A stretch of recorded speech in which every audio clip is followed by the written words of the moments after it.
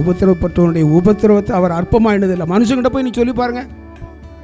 ஒரு மனுஷன்கிட்ட போய் நீங்கள் ஐயோ எனக்கு இத்தனை லட்சம் கடன் ஆகிடுது அப்படின்னு நீங்கள் ஒரு ஒரு மனுஷன்கிட்ட போய் சொன்னீங்கன்னா 199 மனுஷன் என்ன செய்வோம்னா அதை ஒரு 1000 பேர்ட்டையா சொன்னால் தான் அவனுடைய மனசு நிறைவு பெறும். 1000 பேர்ட்டையாது ஒருத்தன் தான் ஐயோ இப்படி கஷ்டப்படுறான்னு சொல்லி அமைதியாக இருப்பான். 199 பேர் இப்படி ஒரு 1000 பேர்ட்டா இப்படி கடன் ஆகிட்டான்னு சொன்னால் தான் அவனுக்கு மனசு ஆறும். அதே போல் ஒரு வியாதி வந்தனாலும் உங்களுக்கு என்ன வியாதியாக இருந்தாலும் குணமாக்குவதற்கு ஆண்டவர் வல்லவர். ஆனால் ஒரு சின்ன வியாதி வரத்தான் செய்யும். ஆனால் மனுஷன் தானே வரத்தான் செய்யும்.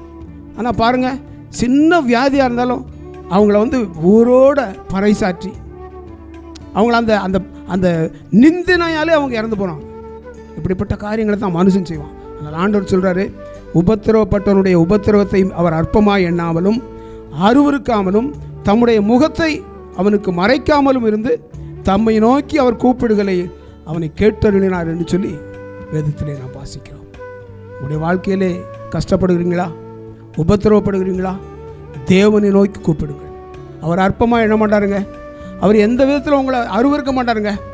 அவர் உங்களை நேசித்து உங்களுடைய வாழ்க்கையை மாற்றுவதற்கு ஆண்டவர் வல்லவர்.